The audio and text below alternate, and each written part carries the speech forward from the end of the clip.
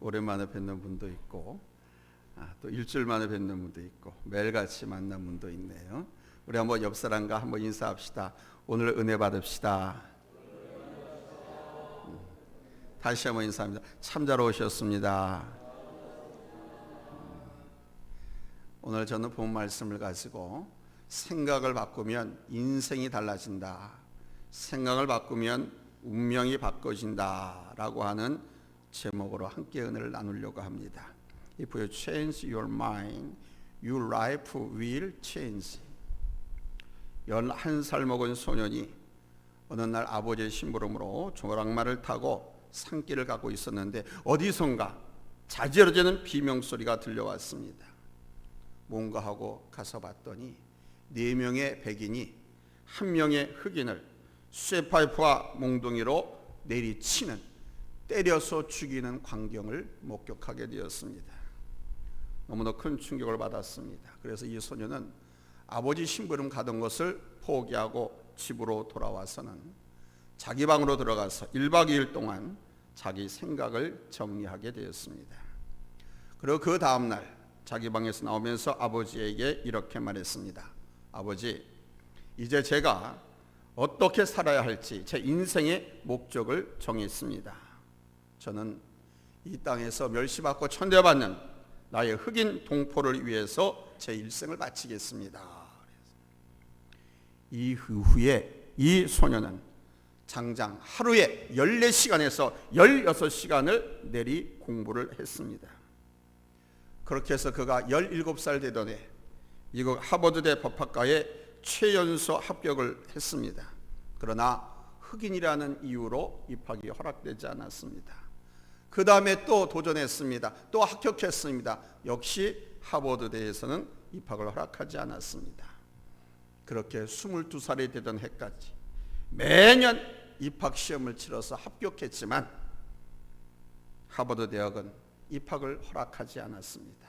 그래서 입학을 허락하는 소송을 미국 대법원에다가 내게 되었습니다. 미국 대법원은 이 소년의 하버드 대학 입학을 허가할 것을 명령했습니다. 그래서 하버드 대학교에 들어갔습니다. 이 이후로 미국의 모든 대학교에는 단지 흑인이라고 하는 인종적 편견으로 입학을 막지 못하게 법으로 바꾸었습니다. 이 소년이 그 이후로 미국 흑인 인권 운동의 지주가 되었습니다. 이 사람이 바로 마틴 루터 킹 목사입니다. 내가 수많은 사람들을 구하고 그들을 위해서 인생을 걸겠다고, 그들을 위해서 내 삶을 살겠다고 결심한 사람, 이런 그 사람들은 그 시대를 어떻게 살았을까요? 똑같은 시대를 살아도 무엇을 바라보고 무엇을 생각하느냐에 따라서 그 사람의 삶의 질, 인생의 방향이 달라집니다. 다이아몬드같이 귀하고 복된 삶을 사는 사람이 있는가 하면 그저 길바닥에 널려있는 담배꽁초 같은 하찮은 인생을 사는 사람도 있습니다. 아니면 사회의 독보소처럼 걱정거리로 사는 사람도 있습니다. 오늘 주시는 말씀은 Your faith more precious than gold. 금보다도 더 귀한 믿음이 무엇인가? 믿음에 대해서 말씀하고 있습니다. 여러분, 믿음이 금보다 더 귀한 이유가 무엇일까요? 믿음은 유한하고 제한적인 우리 인간을 무한하신 우리 하나님께 연결을 합니다. 죄인인 인간을 거룩하신 하나님께로 이끌어주는 것이 믿음입니다. 인간의 생애가 이 땅에서 다하는 날까지 그 사람의 마지막 평가 기준은 그가 얼마나 많은 유산, 재산을 남겼느냐, 업적을 남겼느냐, 얼마나 많은 지식을 갖고 살았느냐가 아닙니다. 그 사람이 믿음의 사람이었느냐 아니었느냐, whether he was a man of faith or not, 믿음의 사람이었느냐 믿음이 없는 사람이었느냐의 차이입니다. 장례식장에 가보면 그 생애가 아주 화려해가지고 수많은 사람들이 보내온 그 화환들이 영안실 장례식장 주변에 줄지어 늘어 서 있습니다. 어떤 사람은 그것도 모자라서 화환에 리본을 띄어나다가 벽에다가 붙여놓은 것도 있습니다. 근데 이 사람이 믿음 없이 살다가 그냥 그렇게 돌아가셨다고 하면 그것이 유족들에게, 친구들에게 위로가 될 수 없습니다. 반면에 그렇게 화려하고 많은 조화는 없지만 돌아가신 분 앞에, 영정 앞에 손때 묻은 성경책과 찬송과 한 곳만 놓여 있어도 그것은 바로 영원한 영생에 들어가는 소망이 있고 위로가 될 수 있는 것이죠.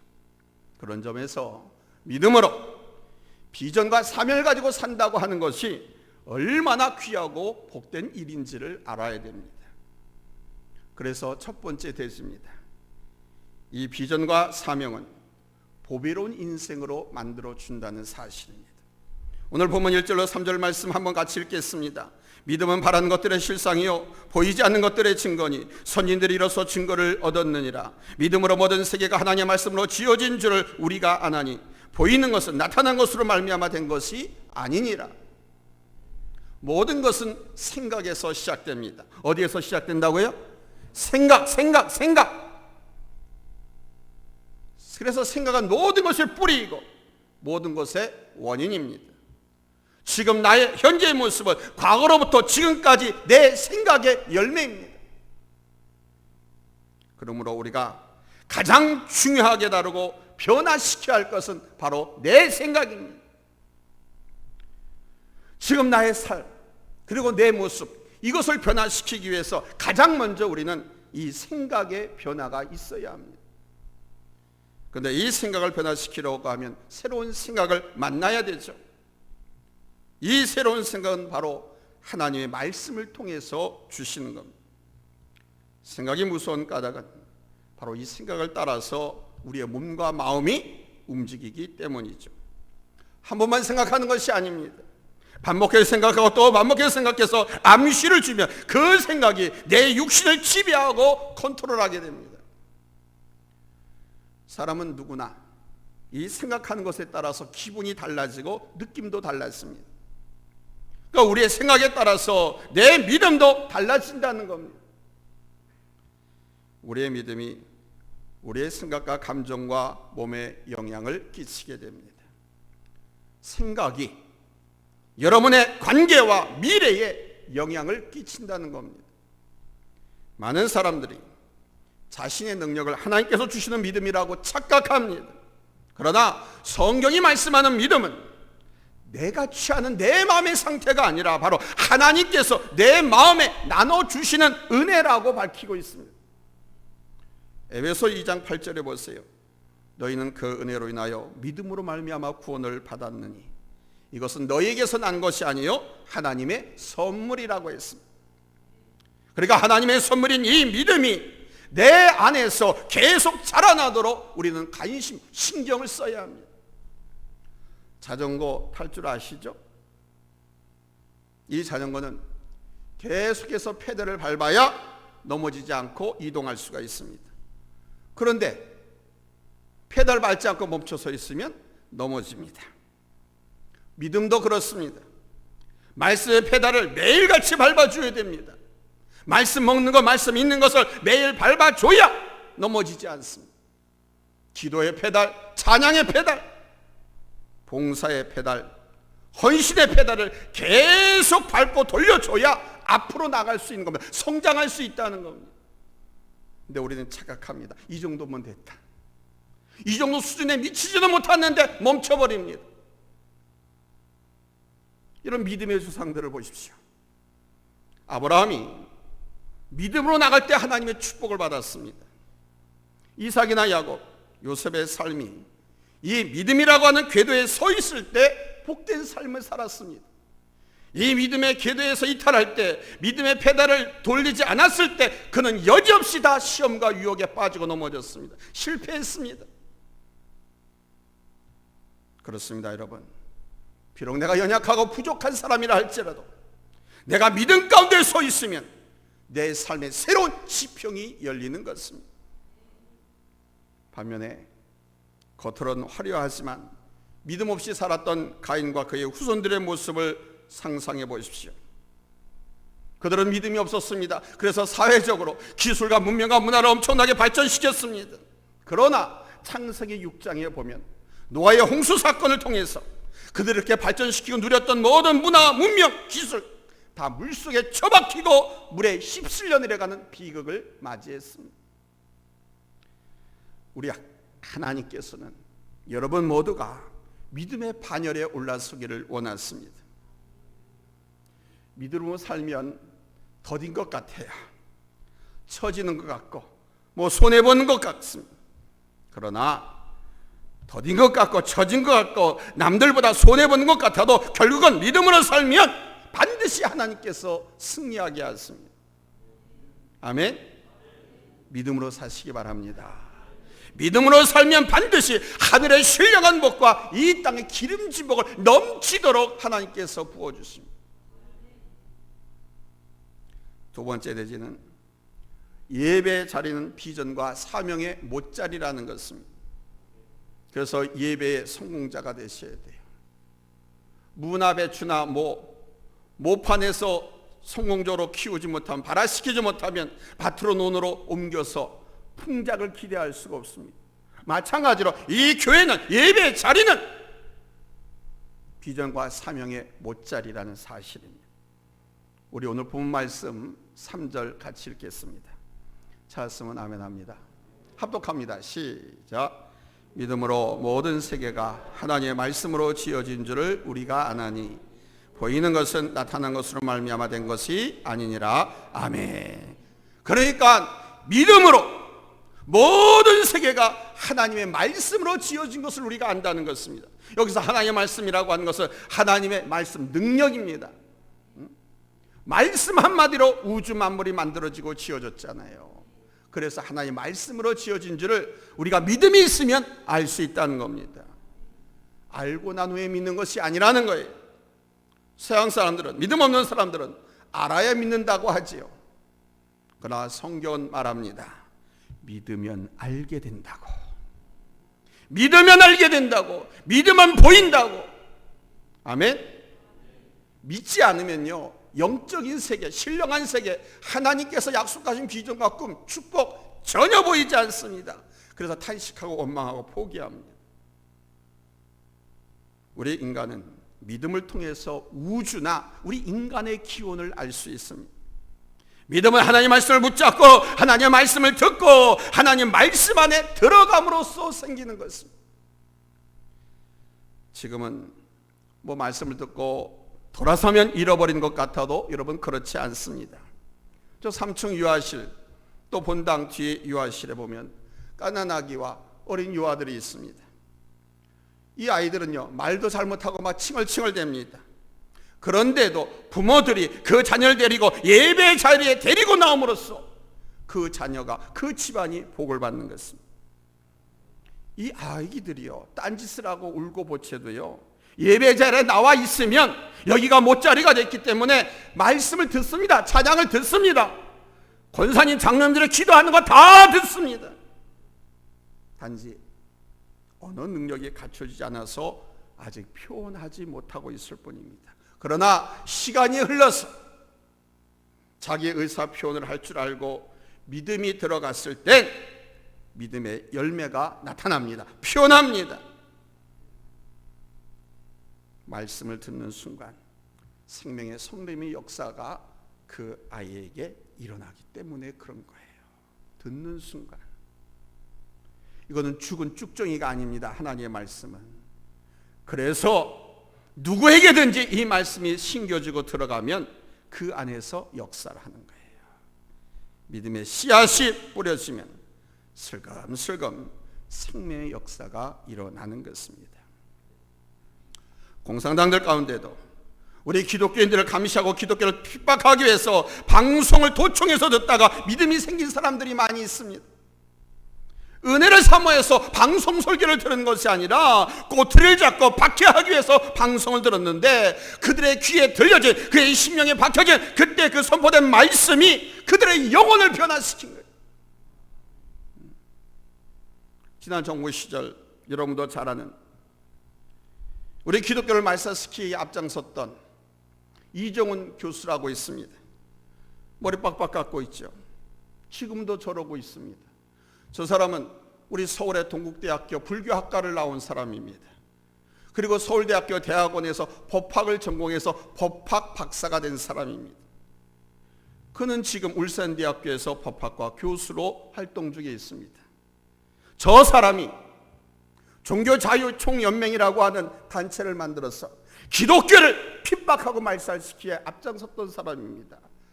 어떻게 하면 기독교를, 교회를 핍박하고 말살시킬 수 있는가?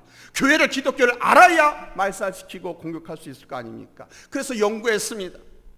교회를 연구하고 각 교회 목사님들이 선포하는 설교 말씀을 연구했습니다. 그런데 말씀을 연구하고 설교 말씀을 연구하기 위해서 듣다가 그 말씀의 포로가 되었습니다. 그 말씀을 통해서 그가 변화되었습니다. 예수님을 영접했습니다. 그래서 그는 지금 우리 한국의 기독교 교리와 복음을 전파하고 교회를 지키는 일에 앞장서고 있습니다. 그런데 말씀드린 것처럼 이 사람이 바뀐 데에는 그가 바로 직접 생명의 말씀을 들었다는 데 있습니다. 믿음이 병들면요, 사람이 제일 먼저 나타나는 현상이 뭐냐면 교회 가기 싫습니다. 이상하게 그래요. 믿음이 병들면 교회 가기 싫어요. 설교 말씀 듣기 싫어요. 목사 꼴도 보기 싫어요. 하나님 말씀을 전하다 보니까 꼴도 보기 싫습니다. 믿음이 병들면. 그래서 입에 한두 번 빠지는 건 둘째치고 지각을 하기 시작합니다. 그러다가 아예 이 핑계 저 핑계로 예배를 빠지게 됩니다. 그런 점에서 예배 자리는 내게 비전과 사명을 생기게 하는 못자리 판입니다.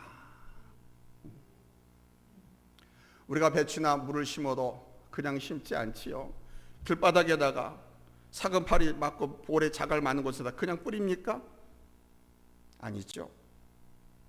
얇고 부드러운 흙에다가 씨앗을 뿌립니다. 그러면 싹이 납니다. 이걸 모종이라고 합니다. 이 모판에서 어린 싹을 뽑아서 밭에다 논에다 심으면 벼가 자라고 가을에 추수를 할 수가 있고, 밭에다 심으면 배추나 무는 아주 큼지막하고 아주 탐스러운 김장배추, 김장무가 됩니다. 위대한 믿음의 삶을 살았던 사람들 모두가 처음부터 아주 거창하게 시작한 것이 아닙니다. 예배 자리에서 하나님 앞에 나와서 하나님의 말씀을 듣고 그 말씀 속에서 주시는 비전과 사명을 그들이 받았고, 그 비전과 사명을 붙잡고 나아갔기 때문에 위대한 삶을 살 수 있었던 것입니다. 지금도 우리나라에서 현 시대에 그런 사람을 예로 들려면 얼마든지 많이 들 수가 있습니다. 지금 현재 국회의장을 하고 있는 누구죠? 김진표 장로님.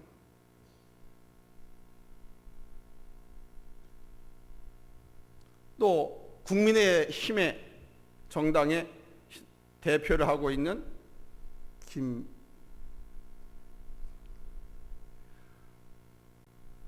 김기원인가 환인가? 장로님. 그뿐이 아닙니다. 많은 대학 총장들, 국무총리 거론하지 않을게요. 예배 자리에서 하나님의 말씀을 듣고 그 말씀 속에서 비전과 사명을 받아서 그 사명을 갖고 도전하고 노력하여 현재까지 이르게 된 사람들입니다. 처음부터 그들이 태어나자마자 국무총리, 처음부터 태어나자마자 장관, 처음부터 태어나자마자 대통령이 아닙니다. 예배 자리에서 하나님의 말씀을 듣고 비전과 사명을 갖고 산 것입니다. 세 번째 대지는 우리 하나님은 이러한 비전사를 기뻐하시고 축복하십니다. 비전과 사명의 사람, 비전과 사명을 맡은 사람. 자, 오늘 본문 6절 같이 읽겠습니다. 찾았으면 아멘합니다. 합독합니다. 시작. 믿음이 없이는 하나님을 기쁘시게 하지 못하나니 하나님께 나아간 자는 반드시 그가 계신 것과 또한 그가 자기를 찾는 자들에게 상 주시는 이심을 믿어야 할지니라. 아멘. 우리 하나님은요, 오늘 본문 히브리서 기자를 통해서 아벨이 가인보다 더 나은 제사를 드렸다 이렇게 평가하셨습니다. 오늘날로 이야기하면 더 나은 예배를 드렸다는 겁니다. 그건 낫다, 낫지 못하다는 기준은 뭐냐? 하나님께서 흠양하시고 받으시는 예배였느냐? 하나님께서 거절하는 예배였느냐는 겁니다. 먼저 우리 하나님께서 받으신 아벨의 제사가 있었습니다. 아벨은 히브리어로 헤벨이라고 하는 말인데, 헤벨이라고 하는 말은 in vain, 헛되다라는 뜻을 갖고 있습니다. 그러나 아벨은 하나님께서 받으신 예배의 모범을 보여준 귀한 사명을 완수한 사람입니다. 반면에 우리 하나님이 거부하시는 가인의 제사가 있습니다. 예배의 주인이 나 자신인 경우가 가인의 제사입니다. 하나님께서 거부하신 예배입니다. 오늘 예배를 통해서 내 기쁨과 내 위로 이거를 받기 위해서, 감동을 받기 위해서 오늘 예배는 하나님께 드리는 것인데, 기도도 찬송도 하나님께 드리는 것인데, 내 기분, 내 마음, 위로, 내 마음에 없던 흡족함, 나의 기쁨을 위해서 드린 예배, 이거 가인의 제사입니다. 하나님께서 그런 예배는 받지 않았습니다. 그게 가인과 아벨의 제사를 통해서 우리에게 가르쳐 주시는 예배의 자세입니다. 반면에 아벨의 제사는 믿음의 제사였지요. 이 말은 예배의 주인이 아벨 자신이 아니라 하나님이셨다라는 겁니다. 그러니까 자기 중심적인 예배를 드렸느냐, 하나님 중심의 예배를 드렸느냐, 이 차이입니다. 여러분이 평생 주님 앞에 서는 날까지 신앙생활에 회개하지 않고 하나님 앞에 사랑받으면서 귀한 은총을 살기를 원하거든요. 절대 잊지 마십시오. 예배는 하나님께 드리는 것이지 내가 받는 것이 아니에요. 나를 위해서 드리는 것이 아니에요. 하나님을 위해서 예배를 만들었고 예배를 드리라고 하나님께서 우리를 불러주시는 거예요. 그래서 하나님을 위한 예배를 드리면 하나님께서 우리의 소원과 우리의 기도도 다 들어주시고 우리의 죄를 고백하면 우리의 죄도 용서해 주고, 아멘. 이것이 차이입니다. 예배 순서의 차이입니다. 은총과 축복 또는 실패와 저주의 차이입니다. 아벨이 하나님 앞에 제사를 드릴 때 예물로 자기가 애써 키운 양 한 마리를 잡아서 하나님 앞에 번제로 드렸습니다. 인간 눈에는 단지 피 흘리는 양 한 마리에 불과할지 모르지만 하나님께서 보시기엔 그 어린 양 한 마리가 하나님께 드릴 때에 바쳐지는 그 순간만을 보신 것이 아니고 그 양을 돌보고 키우고 자라서 잡아서 하나님 앞에 드리는 전 과정을 알고 보고 계신 겁니다. 어린 양 한 마리가 드려진 전 과정의 삶의 주인이 바로 하나님이 되셔야 한다는 겁니다. 내게 주신 생업도 하나님의 영광을 위해서, 이 일을 통해서 하나님의 영광을 드러내는 삶을 살려고 내게 주신 상급이라 생각하고 그 일에 종사해야지. 이 차이입니다. 아벨은 하나님 받으시는 예배의 삶을 살다가 억울한 죽음을 당했습니다.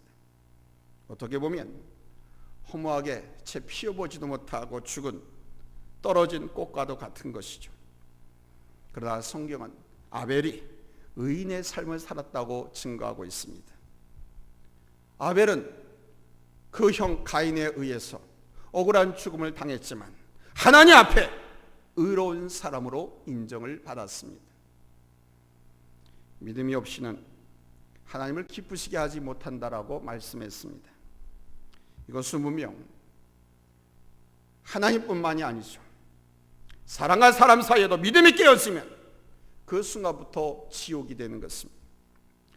사람의 마음은 정말 아주 얇은 유리병, 유리접시와도 같습니다. 그래서 약간의 상처에도 쨍하고 깨어지고 아주 못 쓰게 됩니다. 믿음이 깨어진 부부가 그렇고, 믿음이 깨어진 가정이 그렇고, 믿음이 깨어진 회사가 그렇습니다. 삭막합니다. 우리나라의 많은 회사들이 노사관계 갈등으로 인해서 엄청난 피해를 당하기도 했습니다만, 이것이 세상뿐만이 아니라 교회도 마찬가지입니다. 가게에서도 믿음이 깼으면 평안이 깼습니다. 목사는 이렇게 하자고 하는데 장로님들이 고개를 갸우뚱한다면 평안한 가게라고 할 수 없습니다. 남녀 선교 안에서도 마찬가지입니다. 서로 봉사하고 전도하고 서로 사랑하고 아껴주고 힘을 모아서 하나님을 하자고 모였는데 회원 서로 상호간에 믿음이 깨었으면 그 선교회는 지옥의 한복판으로 변하는 것입니다. 그러면 비전이고 사명이 뭐고 다 날아가고 오직 그 조직에는 미움과 다툼, 시기와 질투만이 난무하는 것입니다. 분명히 기억해야 할 것은 사람은 누구나 비전과 사명을 갖고 살아야 한다는 것입니다. 이 나이에 무슨 꿈이 있어? 근데 보니까 거기는 할 일이 꽤 많은 집안이거든요. 그런데 본인은 그렇게 이 나이에 무슨 꿈이 있겠어? 난 아무 소원도 없어. 그렇게 말하는 사람이 있습니다. 그러나 성경은 말합니다. 이 나이가 어땠어? 아직 100살도 안 됐는데 모세는 80세 때 하나님께 부름받아서 40년 동안 쓰임받고 하늘나라로 갔습니다. 비전과 삶이 할 일이 의무가 책임이 얼마나 많은데 이 나이가 어때서 꿈도 없고 비전도 없다고 말합니다. 아마 꿈과 비전이 없다면 이 세상을 산다는 게 얼마나 지겨운지 모릅니다. 꿈과 비전 없는 사람, 그런 사람 그냥 마지못해 죽지 못해서 산다고 말하죠. 그렇게도 표현 많이 합니다. 비전과 사명이 없는 사람은 어떻게 죽을까를 궁리하기도 합니다. 가끔 차를 몰고 이렇게 가다 보면 연세 드신 할머니, 주로 할머니들이 그러시더라고요. 차가 오는데 쳐다보지도 않고 나 치워라, 나 받아라, 그런 식으로 길 한가운데 서 있는 분이 있어요. 본인은 걷는다고 하는데 일부러 치라는 거예요. 아, 자기 혼자 죽는 건 상관없죠. 왜 나를 살인자를 만들려고? 그러면 저는 옆에 가서 문을 열고 야단을 칩니다. 당신 죽는 거는 상관없지만 왜 나를 살인자를 만들려고 그러냐? 빨리 건너가라고. 내가 아니라 다른 사람이라 할지라도 자기는 희망 없고 꿈이 없고 소망이 없어서 빨리 죽고 싶다 얘기야. 다른 사람에 의해서 죽음을 당하게 되면 여러 가지 혜택을 보잖아요. 그래서 야단을 칩니다. 나이가 몇 살을 먹었던 애였던가. 목회는 나이로 하는 것이 아니니까. 그러니까 꿈이 없고 비전이 없고 사명이 없는 사람은 어떻게 죽을까? 이걸 막 궁리합니다. 이 세상에서 가장 쉬운 일이 뭔지 아십니까? 누워서 떡 먹기입니다. 우리 늘 얘기하잖아. 아이, 그 식은 죽 먹기야, 누워서 떡 먹기야 그러잖아요.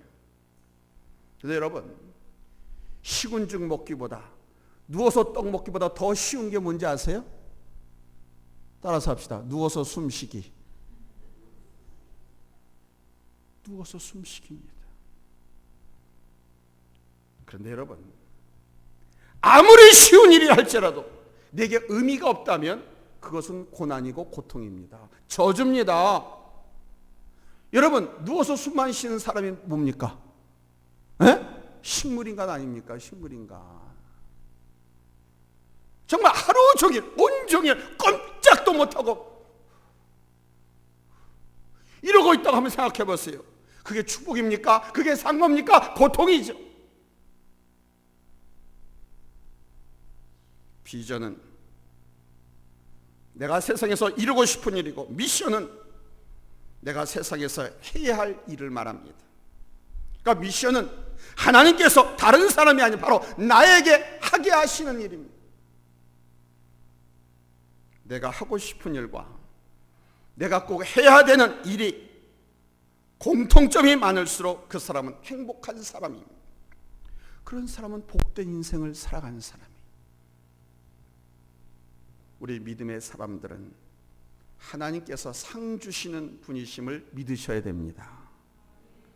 이것은 오늘 나의 수고와 헌신이 오늘로 그냥 끝장이 나는 것이 아니라 저 영원한 천국까지 하나님께서 갚아주시고 채워주시고 의의 멸관, 황금 멸관, 생명의 멸관, 온갖 상급으로 주어지는 겁니다. 분명히 구분할 수 있는 것은 비전의 중심은 나에게 있지만 미션의 중심은 나를 떠나 타인에게 있다는 것입니다. 나만 좋은 곳을 위해서 사는 사람이 있는가 하면 나보다 남을 배려하고 존중하고 섬기면서 사는 사람이 있습니다. 여러분, 믿음으로 산다는 게 뭐라고 생각하세요? 저 사람은 신앙을 갖고 있는 사람이야 라고 말할 때 그 신앙, 그 믿음으로 산다는 거 무엇일까요? 하나님을 기쁘시게 한다고 하는 것은 나만 잘 살고 나만 잘 되면 된 이것이 아닙니다. 히브리서에 나오는 하나님께서 내놓으시는 믿음의 사람들을 보십시오. 그들은 한결같이 자신만 잘 살고 잘 입고 잘 먹고 살기 위해서 발버둥쳤던 사람들이 아닙니다.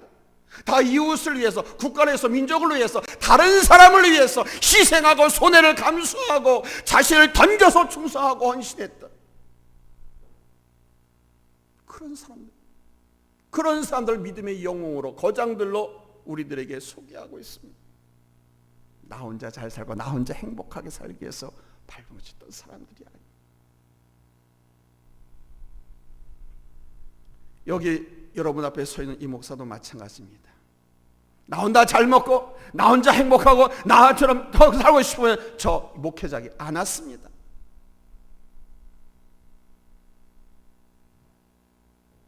오죽하면 우리 모친 권사님께서, 어머니께서는 제 집사람한테 내가 목회하겠다고 하니까 바지깽이 붙들고 말려라고 특명까지 내려가요.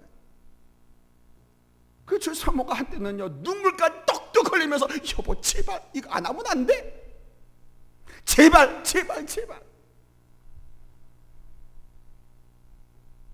여러분, 나 혼자 배불리 먹고 행복하게 왜 못 삽니까? 이렇게 좋은 환경, 좋은 나라에서, 하나님께서 축복한 나라에서. 말씀 맺겠습니다. 여러분, 우리 하나님께서 여러분 모두가 이 예배 자리에서 모판이 모가 자라듯이 성장하기를 원하십니다. 평생 하나님의 말씀을 듣고 영적으로 여러분이 무럭무럭 자라기를 원하십니다. 하나님이 주신 꿈과 사명을 갖고 우리 하나님의 부르심에 합당하게 헌신하며 살아가기를 원하십니다. 한 번밖에 살 수 없는 일생, 이 일생을 하나님의 사람으로 특화되는 것이 축복입니다. 하나님께서 그래서 나를 사랑하고 신뢰하고 충성되게 여기셔서 복받게 하시려고 나를 죽이려고 비참하게 살도록 만들려고 목사가 되게 한 것이 아니고, 장로가 되게 한 것이 아니고, 권사가 되게 한 것이 아니고, 집사가 되게 한 것이 아니고, 하나님의 자녀로 불러주신 것이 아니고, 잘되고 행복하고 복되고 번성하며 살게 하기 위해서, 축복받고 살게 하기 위해서 불러주셨다는 것, 세워주셨다는 것 잊지 마시기 바랍니다. 하나님은 준비된 사람을 쓰십니다. 하나님은 여러분을 쓰고 싶어 하십니다. 이 하나님의 교회, 여러분 기둥 같은 일꾼으로 쓰임받는 것이 정말 진정한 믿음의 사람이고 복된 인생이 아닐까요? 하나님께서 지금도 애타게 찾고 있습니다. 하나님의 이 부르심에 주여 나를 사용하여 주옵소서. 내가 나서겠습니다. 내가 하나님의 손에 붙들려서 하나님께 비전과 사명을 갖고 충성하며 살겠습니다. 결단하며 하나님 앞에 나아가실 수 있기를 예수님의 이름으로 축복합니다. 기도하겠습니다.